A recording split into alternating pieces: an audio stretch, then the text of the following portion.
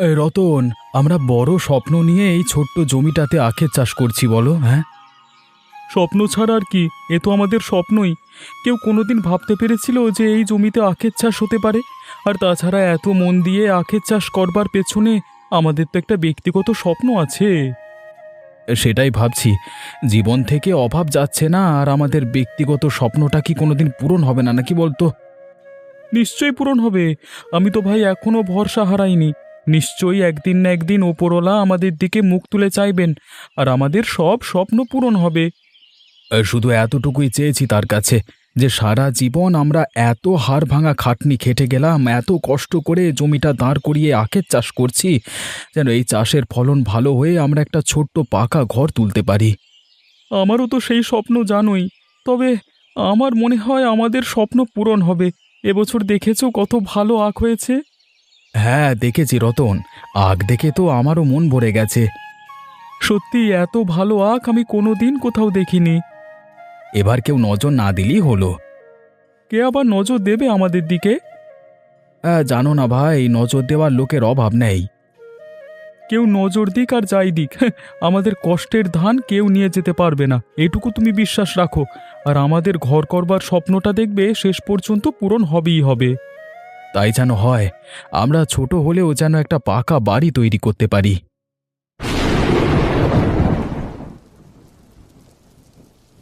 তোমার কি মনে হয় পার্বতী, আমি গ্রামের মোড়ল হয়ে বসে আছি এমনি? আমার কোনো দাবি নেই।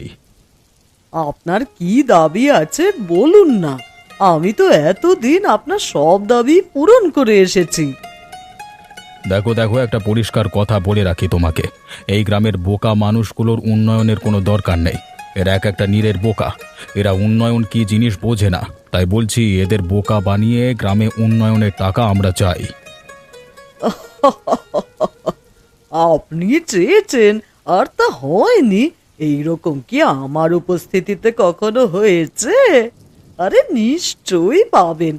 তবে এইবার একটা সুখবর আছে আপনার জন্য।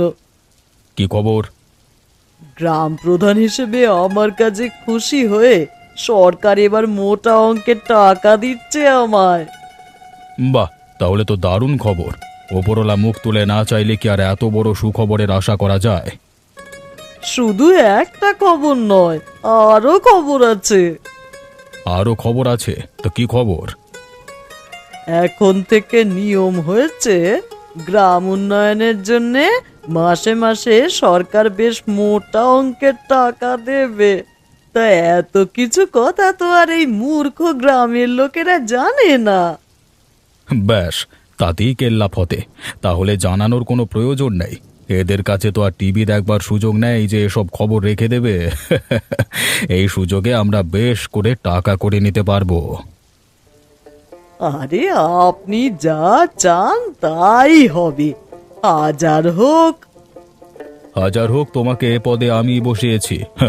আমার কথা যদি না শুনে চলো, তাহলে মনে রেখো, যে তোমাকে এই পদ দিয়েছে সে পদটা কেড়েও নিতে পারে। সেই কথা মনে রাখি বলেই তো আপনার প্রতি শরণাগত হয়েই চলি।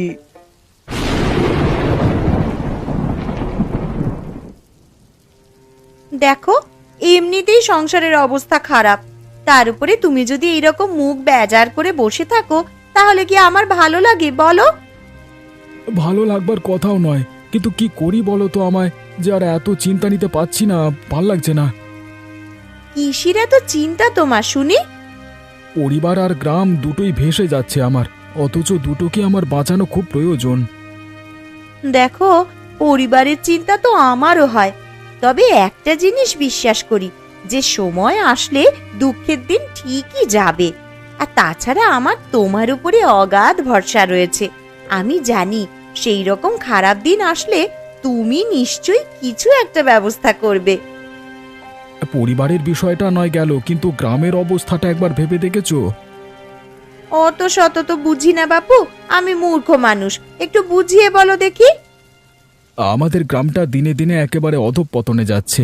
মাঝে মাঝে মনে হয় আর ঠিক হওয়ার কোনো গতি নেই। রাস্তাঘাট পাকা হয়নি, চারিদিকে মশা মাছির উৎপাত। কিন্তু এগুলো তো সব গ্রামেই থাকে। এগুলো সব গ্রামে আগে থাকতো, কিন্তু এখন সরকার থেকে বিশেষ নিয়ম করে গ্রাম উন্নয়নের জন্য টাকা পাঠায়। আর সেই টাকায় আমাদের গ্রাম পঞ্চায়েতের প্রধান পার্বতী দেবী অবিনাশবাবু মোড়লের সাথে মিলে ষড়যন্ত্র করে হাতিয়ে ফেলেছে। আমাদের গ্রামের লোকেদের কষ্টে রেখে নিজেরা টাকার পাহাড় করছে। চিন্তা করো না গো, একদিন দেখবে ওদের মুখও সকলের সামনে খুলে যাবে। সেই দিনটার ভরসাতেই বসে দিন গুনছি। তুমি একটু সংসারটা চালানোর দিকে মন দাও। গ্রামের চিন্তাটাও ভাবতে হবে, তবে সংসারটা আমাদের আগে ঠিক করতে হবে। কারণ যদি পেটে খেয়ে বেঁচেই না থাকতে পারি, তাহলে লোকের কথা ভাববো কিভাবে বলো তো? আমি দেখছি যতটা সম্ভব ভালো কিছু করা যেতে পারে সেটাই চেষ্টা করছি।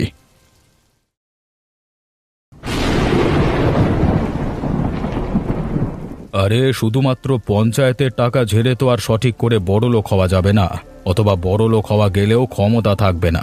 আসল বড়লোক সেই যাকে দেখে লোকে ভয় করে। তাহলে আপনি কি চান অবিনাশ বাবু? গ্রামের এই বোকা মূর্খ লোকগুলোকে ভয় পাওয়াতে গেলে ওদের উপর অত্যাচার করতে হবে, ষড়যন্ত্র করে ওদের জমি হাতিয়ে নিতে হবে। তা কার জমির দিকে আপনার নজর গিয়ে পড়লো? আজকাল গ্রামের মধ্যে গোপাল আর রতন খুব বেড়ে উঠেছে। কেন, ওরা আবার কি করলো?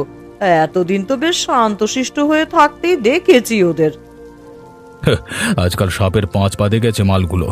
তা একটা পড়ে থাকা জমিকে পরিষ্কার করে আখের ক্ষেত বানিয়েছে। এখন নাকি স্বপ্ন দেখছে ওই আখ বিক্রি করে পাকা বাড়ি তুলবে। একবার ভেবে দেখেছো গ্রামের মধ্যে কোনো চাষার পাকা বাড়ি তোলবার সাহস হয়েছে এখনো পর্যন্ত? গ্রামের মধ্যে শুধুমাত্র আমার পাকা বাড়ি, তাই সবাই আমাকে সম্মান করে। এখন যদি একটা সামান্য চাষির ছেলে হয়ে ওরা পাকা বাড়ি করে, তাহলে আমার সম্মানটা কোথায় গিয়ে পড়বে? তাহলে তো এত বড় অনাচারটা হতে দেওয়া যায় না অবিনাশ বাবু। তা কি করতে বলেন আমাকে? এমন কিছু একটা পরিকল্পনা করো যাতে ওই জমি আমাদের হয়ে যায়। সরাসরি ভাবে যদি আমরা এই জমি আমাদের নিজেদের নামে করে নিই, তাহলে কিন্তু সবার চোখ গিয়ে পড়বে আমাদেরই উপর। সবাই আমাদের উপরেই দোষ দেবে।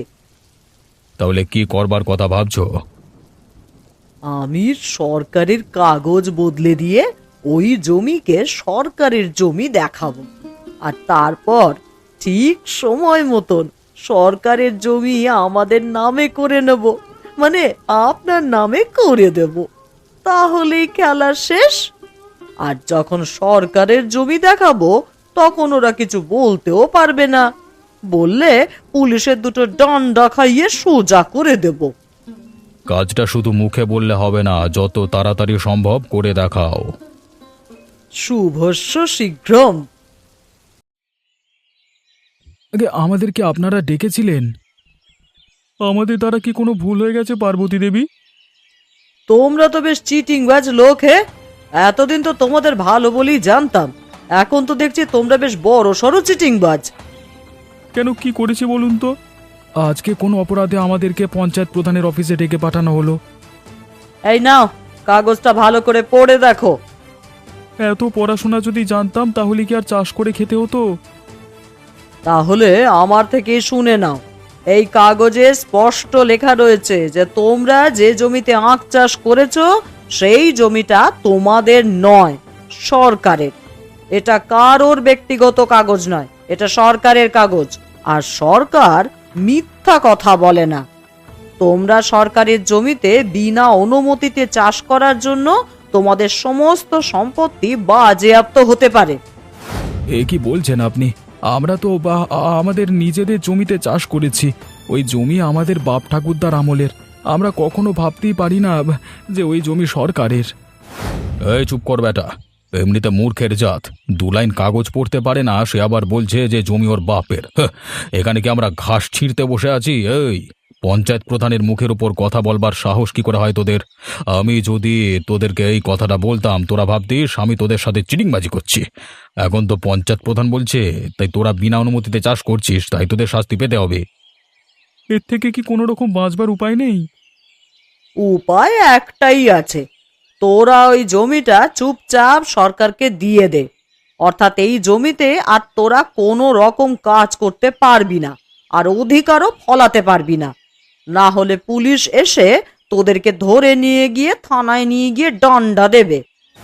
আমি হাত জোর করছি, আপনারা আমাদের উপর একটু সদয় হন। বড় কষ্ট করে আমরা চাষ করেছি।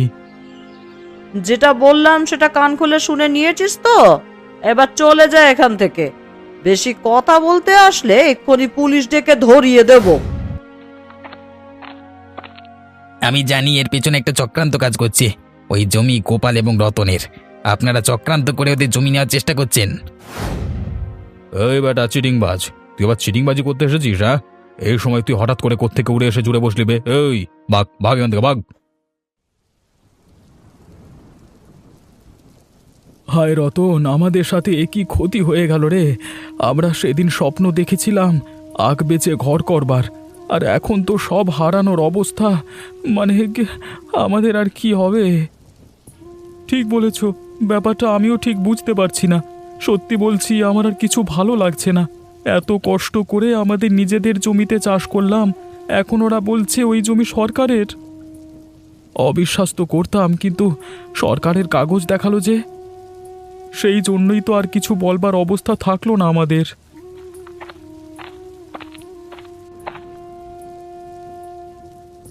তোমরা বুঝতে পারছো না, তোমাদের পেছনে একটা বড় সড় ষড়যন্ত্র কাজ করছে। তোমরা সরকারি কাগজ ভেবে পিছিয়ে আসছো। তোমরা কি জানো, ওরকম জালি সরকারি কাগজ বানানোটা ওদের পক্ষে কোনো বড় ব্যাপার নয়। তাই বলছি, নিজেদের অধিকার ছেড়ে দিও না। দেখ ভাই খগেন, আমি তোমার থেকে না আর কোনো রকম বেশি কথা শুনতে চাই না। আমরা সবাই জানি তুমি কি ধরনের মানুষ। তুমি যেভাবে চিটিংবাজি করেছো আমাদের গ্রামের মানুষদের সাথে এবং সকলের সাথে, তাতে তোমার উপর ভরসা করবার কোনো প্রশ্নই ওঠে না। তোমরা ভুল করছো। আমি আগের মতো মানুষ নেই। আমি বদলে ফিরে এসেছি গ্রামে। আমি হয়তো আগে খারাপ ছিলাম, কিন্তু এখন সবার ভালো করে আমার নিজের পুরনো পাপের প্রায়শ্চিত্ত করতে চাই। ওই যে বললাম, তোমার মিষ্টি মিষ্টি কথায় আমরা ভুলবো না। আমাদের বিষয়টা আমাদেরকেই চিন্তা করতে দাও। হ্যাঁ, তুমি এখন এখান থেকে যাও, চত্ব সব। এই বেটা, আজকে এক ঢিলে দুই পাখি মারবার দিন।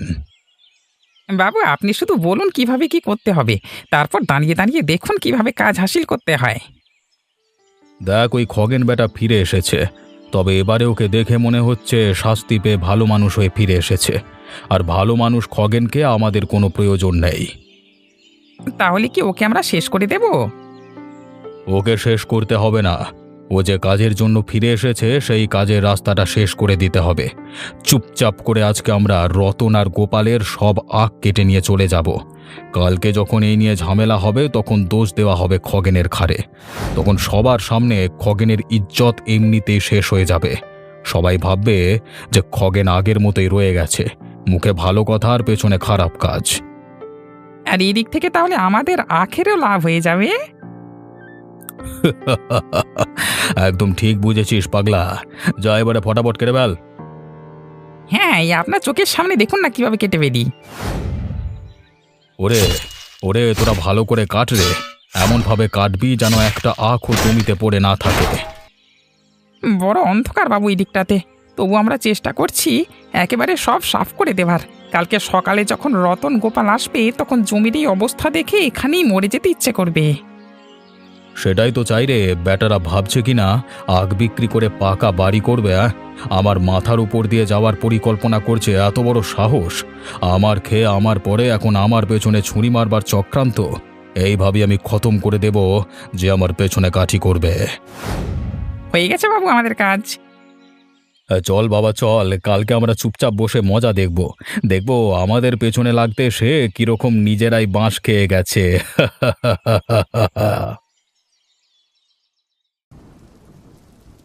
বাবু, আমাদের উপর হওয়া অবিচারের বিচার করুন। কি হয়েছে আবার তোদের? বাবু, আমরা সেদিন জানতে পেরেছি যে ওই জমি আমাদের নয়, সরকারের। কিন্তু এরকম তো কথা ছিল না যে ওই আখ সরকার নিয়ে নেবে। আর আমরা বেশ জানি যে সরকার আখ নেয়নি। যদি সরকারের নেওয়ার থাকতো তাহলে দিনের বেলা এসে নিয়ে যেত। কেউ বা কারা রাতের অন্ধকারে এসে আমাদের জমি সব আখ কেটে নিয়ে চলে গেছে বাবু। হ্যাঁ, সেই জন্যই আমরা বিচার চাইতে এসেছি আপনার কাছে। ওরে, তোরা শান্তভাবে ভেবে দেখ, এই কদিন আগে পর্যন্ত গ্রামে এসব চুরি চামারি হচ্ছিল না। সে তো ঠিক কথাই বলেছেন।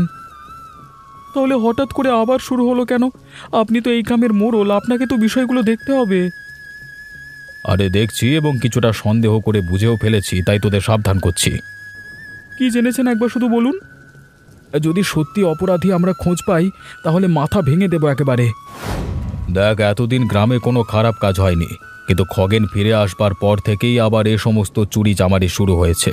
ওই লোকটাই ওরকম, মুখে মিজরির মতো মিষ্টি কথা বলে আর পেছনে গিয়ে পিঠে ছুরি মারে। তোরা একবার ভেবে দেখ, সেদিন পঞ্চায়েত অফিসে তোদের সাথে অত ভালো করে কথা হচ্ছিল, খগেন এসে কিভাবে তোদের মাথাটা খেলো। ঠিক বলেছেন বাবু, এত বড় কাজ একমাত্র ও ছাড়া কারোর পক্ষে করা সম্ভব নয়। সেদিন আমাদের বাড়িতে এসে বলছিল ব্যাটা শুধরে গেছে। কত যে শুধরে গেছে তা আর বলতে হবে না, তা তো কাজই দেখা যাচ্ছে। ছি ছি ছি ছি, এত সব কাণ্ড করে গ্রাম ছেড়ে চলে যেতে হলো, তারপরেও এসে কিনা এরকম বাজে কাজ করছে।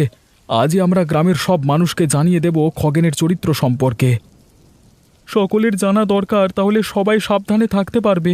আজকে আমাদের ক্ষতি করেছে, কালকে হতে পারে অন্য কারোর ক্ষতি করবে। তাই কর তোরা, গ্রামের সবার কাছে ছড়িয়ে দে খগেনের আসল চরিত্র সম্বন্ধে।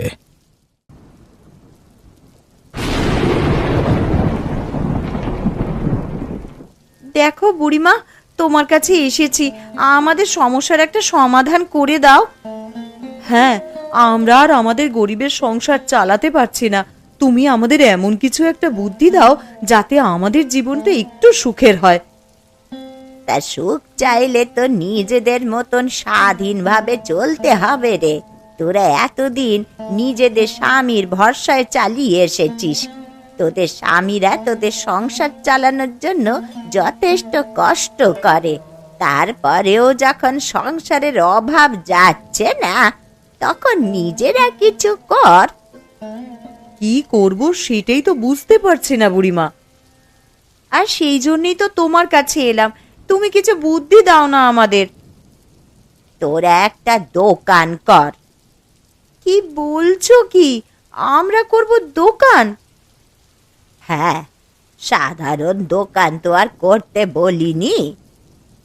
তবে কিসের দোকান করার বুদ্ধি দিচ্ছেন আপনি? তোরা দুজনে সব থেকে ভালো কি রান্না করতে পারিস বলতো? আমি খুব ভালো পায়েস বানাতে পারি। আরে আমিও তো খুব ভালো পায়েস বানাতে পারি গো। ব্যাস, তাহলে তো হয়েই গেল সমস্যার সমাধান। কিভাবে হলো? আমি তোদের যে দোকান খোলার বুদ্ধি দিচ্ছিলাম, সেটা এমনি দোকান হবে না। দেখ, এই ভাতের হোটেল থেকে শুরু করে মাংসের, মাছের সব রকমের হোটেলই তো আছে, কিন্তু কেউ যদি পায়েস খেতে চায় তার জন্যে তো কোনো দোকান নেই। অথচ গ্রামের লোকেরা মিষ্টি খেতে খুব ভালোবাসে।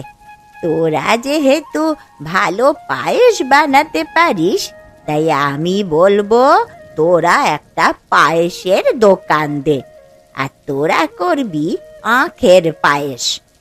আখের পায়েস জিনিসটা নতুন, তাই সবাই খুব পছন্দ করবে এমনিতেই। সেই দোকান হলে দেখবি খুব ভালো করে চলবে, সবাই খুব পছন্দ করবে তোদের হাতের পায়েস রান্না। ঠিক আছে, তাই হবে। তুমি বুদ্ধি দিয়েছো আর আমরা শুনবো না, এরকম কি কখনো হতে পারে? তুমি যখন বড় মুখ করে বলেছো যে আমাদের পায়েসের দোকান খুলতে, আমরা নিশ্চয়ই পায়েসের দোকানই খুলবো। তবে তোমাকে কিন্তু সেদিন প্রথমে পায়েস খেতে হবে আমাদের দোকান থেকে। ঠিক আছে রে, ঠিক আছে। তোদের দোকানের প্রথম খদ্দের নয় আমি হব। এতদিনে আমরা কিছু করতে পারলাম না, কিন্তু আমাদের বউরা ভেবেচিন্তে একটা উপায় বের করেছে। সত্যি ওরা যদি পায়েসের হোটেলটা না করতো তাহলে সংসার চালানোই মুশকিল হয়ে যেত। আমি তো এই ভেবে চিন্তায় ছিলাম যে দুদিন পর থেকে কি খাবো। তোমার তো তবু দুদিন পর, আমার নিজের ঘরেই তো চাল শেষ হয়ে গেছিল। আমার যা অবস্থা হয়েছিল তাতে জল গরম করে খাওয়া ছাড়া আমার কোনো উপায় ছিল না। তবে আমি যতদূর জানি এই কাজের পেছনে বুড়িমার হাত রয়েছে। হ্যাঁ, বুড়িমার বুদ্ধিতেই তো ওরা হোটেলটা করবার সাহস পেয়েছে। আশা করি ওদের পায়েসের দোকানটা ভালোই চলবে। হ্যাঁ, তোমার আর আমার বউ দুজনেই পায়েসটা খুব ভালো রান্না করতে পারে, আর সেটা শুনেই তো বুড়িমা বুদ্ধি দিয়েছিল পায়েসের দোকান করতে, কারণ পায়েসের দোকান এই তল্লাটে কোথাও নেই। সবাই যখন একবার কিনতে শুরু করেছে তখন দেখবে দোকান ঠিকই চলবে ভালো করে। চলুক চলুক, আমাদের যা অবস্থা তাতে অন্তত সংসার চালানোর কোনো একটা গতি তো হবে। সংসারটা যদি চলে যায় তাহলে মাথার উপর থেকে অনেকটা চিন্তা নেমে যায়। তাহলে আমরা ভাবনা চিন্তা করে আমাদের নিজেদের কাজগুলো গোছাতে পারি। জমির বিষয়টা তুমি কিছু ভাবলে? কি আর ভাববো বলো তো, কোথা দিয়ে যে কি হয়ে যাচ্ছে কিছুই তো আর মাথায় আসছে না। তবে আমার এখন মনে হয় আমাদের বাড়ি তৈরির স্বপ্নটা মিথ্যে যাবে না। তুমি ওই স্বপ্ন দেখি কাটাও, আমি তো জমিটা কিভাবে বাঁচাবো সেই চিন্তাতেই রাতে ঘুমাতে পারছি না। ওপরওয়ালা মুখ তুলে চাইলে দেখবে সব ঠিক হয়ে যাবে।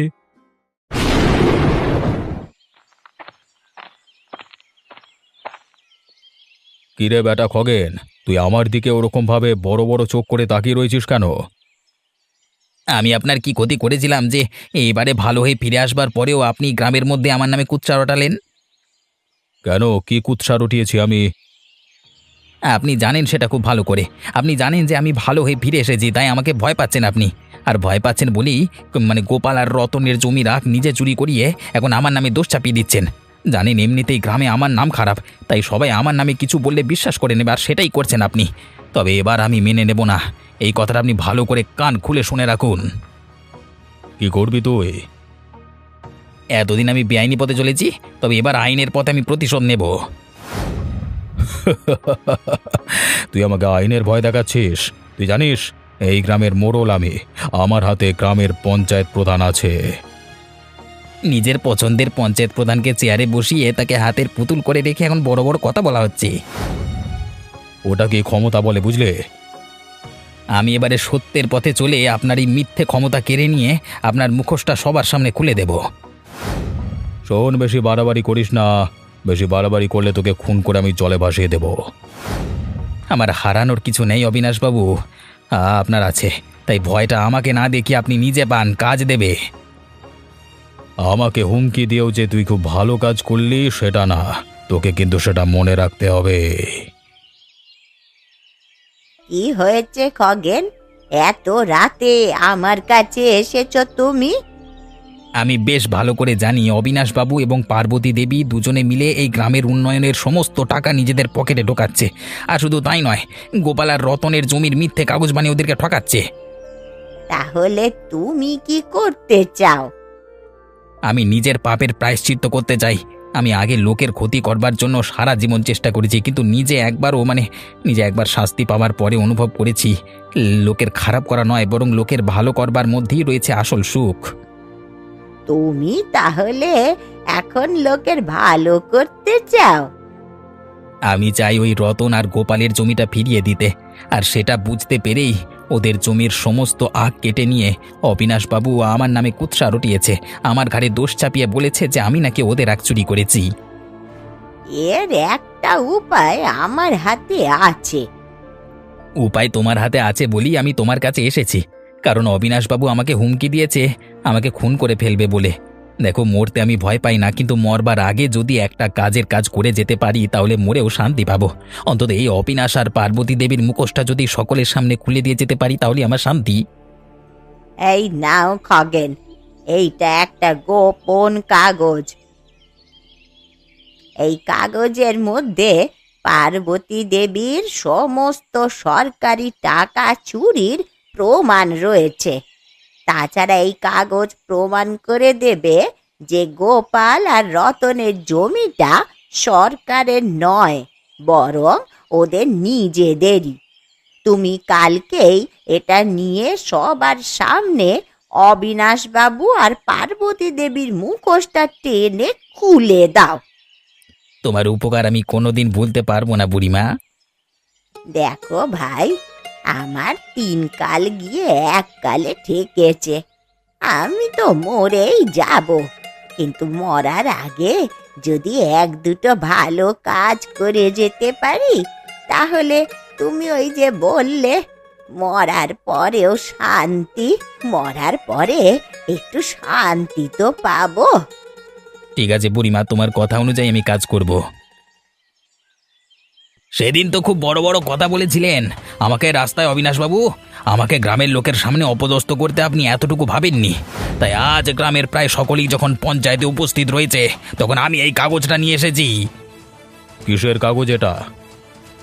তুমি কিসের কাগজ দেখিয়ে আমাদেরকে ভয় দেখানোর চেষ্টা করছো খগেন? এসে দেখে যাও, সবাই দেখে যাও। এই অবিনাশবাবু আর পার্বতী দেবীর চিটিংবাজি নমুনা দেখে যাও। এরা সবাই মিলে তোমাদের সততার সুযোগ নিয়ে এতদিন তোমাদের বোকা বানিয়ে এসেছে।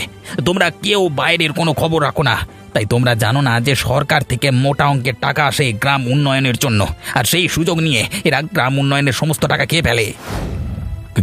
কি বাজে কথা বলছিস তুই? কি বাজে কথা বলছিস? একজন অপরাধীর কাছে কি এখন আমাদের লেকচার শুনতে হবে? আমি অতীতে যাই করে থাকি, আমি এখন ভালো হয়ে গেছি। আর তাছাড়া এই আসল কাগজটা প্রমাণ করে দেবে যে গোপাল এবং রতনের জমি ওদের নিজেদের সরকারের নয়। আসলে ওদের জমির নকল কাগজ বানিয়ে আপনারা সরকারের নাম করে জমিটা নিজেরা হাতানোর পরিকল্পনা করছিলেন। ছি ছি ছি ছি, আপনারা এত নোংরা কাজ করতে পারলেন? রক্ষক হয়ে এত অধঃপতন! হ্যাঁ, বিশ্বাস করে আপনাদের আমরা এই পদে বসিয়েছিলাম, আর সেই পদে কিনা আপনারা আমাদের এত বড় ক্ষতি করবার চেষ্টা করলেন। আমরা ভেবেছিলাম যে খগেন দোষী। খগেনকে দোষী ভাববার কারণ হচ্ছে খগেন আগে অপরাধ করেছিল, অথচ সে যে ভালো হয়ে এসেছে আমরা বুঝতে পারিনি। আজকে যদি কাগজ না নিয়ে তাহলে আমাদের জমি আপনাদেরকে দিয়ে ফেলতাম। যারা যারা এত বড় অপরাধ করেছে তাদের শাস্তি হওয়ার প্রয়োজন। দেখো দেখো বাবারা, তোমরা যখন ভুল বুঝি ফেলেছো সবকিছু, তখন আর অস্বীকার করে তো লাভ নেই। আমি লোভের বশে পার্বতী দেবীর সাথে ষড়যন্ত্র করে অনেক টাকা আত্মসাৎ করেছি। সত্যি সত্যি আমি তোমাদের কথা দিচ্ছি, দুদিনের মধ্যে সেই সমস্ত টাকা দিয়ে গ্রামের উন্নয়ন করবো, উন্নয়ন করার চেষ্টা করবো। হ্যাঁ, এবারের মতো তোমরা আমাকে ক্ষমা করে দাও। হ্যাঁ, আমাকেও তোমরা ক্ষমা করে দাও। আমি কথা দিচ্ছি, এইবার থেকে গ্রামের উন্নয়নের কাজে আর কেউ বাধা দিতে পারবে না, আর কারুর জমি কেউ বেআইনি ভাবে হাতিয়েও নিতে পারবে না। ধন্য ধন্য খগেন, একজন অপরাধী হয়েছে সংশোধিত হতে পারে, তোমাকে না দেখলে জানাই ছিল না। তোমার মতো ভালো মানুষ যেন এই দেশের সমস্ত অপরাধী হয়ে উঠতে পারে গো।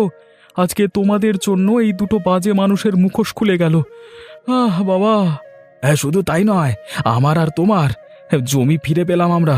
এর জন্য ওপরওয়ালা তোমার উপর যেন দুহাত তুলে আশীর্বাদ করেন। তোমাদেরকে অসংখ্য ধন্যবাদ যে আমি তোমাদের উপকার করতে পেরেছি।